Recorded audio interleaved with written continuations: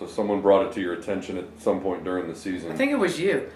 Maybe me. As you got closer, when it got to be 396, 397, 398, how much did you think about it as you headed into last night's game? How important was that milestone to you? Honestly, I really didn't think about it much. I really didn't. And the other day, after we beat Memphis, Lisa had mentioned to me, this is going for your 400th win, and you really don't realize, coaches really don't think about those things. I mean, I'm more concerned about the magic number was really 20, more so than 400, and we really don't put a lot of thought, because the evening and the focus needs to be on the players, on the game, and if that happens, that comes with it. That's great, but really my concern was being focused on beating Tulsa. I know the rest of the way it's a difficult schedule. I know it's not going to be easy, and my concern is finishing strong, and that's really where my concentration's been. Said there was a goal of getting to that 20th win. The school record for victories in a season is 24. So theoretically, if you run the table, you can tie that in the regular season or get it in the postseason. How important is the single season record to you? I think you're putting more emphasis on records than coaches do. I think that's more for the fans, the media. Coaches are worried about winning the next game, and they're worried about we're worried about winning the next game. We're worried about finishing sharp. We're worried about making sure we take care of business.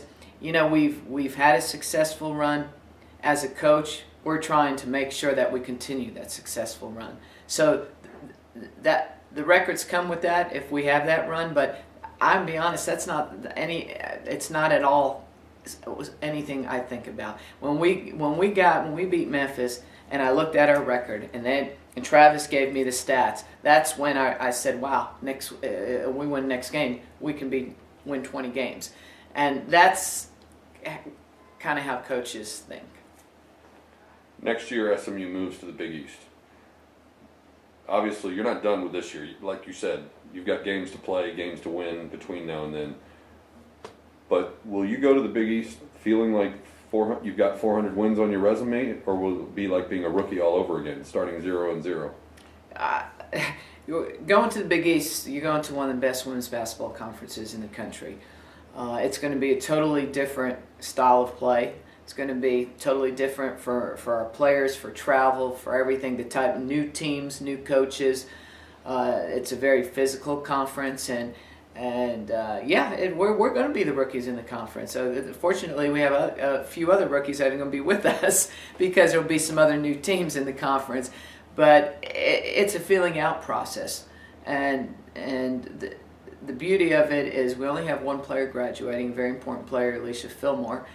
So we have a relatively experienced team coming in, going into the Big East. So, I think as a coach, you also want to be challenged and see how you perform at that level, because it is the next level. It is another level. Before you get to the Big East, you've still got to finish up this year. You've got 4 games left to go in the regular season, going to the conference tournament, hoping for a 13th postseason bid. What are your goals the rest of the way? How good can this team be down the stretch? One of my goals is it's important that we finish strong. We have started off in the conference run, have done a good job. So the expectations are there, and as I said earlier, those are the things that coaches think about. Let's finish strong. Let's take each game and let's be sharp. Let's play well. Our kids. It's interesting because they give me a hard time because they tend to start slowly, and then at the end of the game they turn it on. And yesterday we actually started pretty good at the beginning of the game, and Tulsa played a heck of a game. They catch up, we go on a run, they catch up, it's back and forth. So that's what every game's going to be like with us, because everybody wants a piece of us. Everybody's going to play their best basketball against us, and I thought Tulsa played a heck of a game last night, especially without their leading scorer. But we have to be ready every game. We have to be sharp. That's what we're looking at. You know, if we can take care of business, I think we can have one of our most successful teams.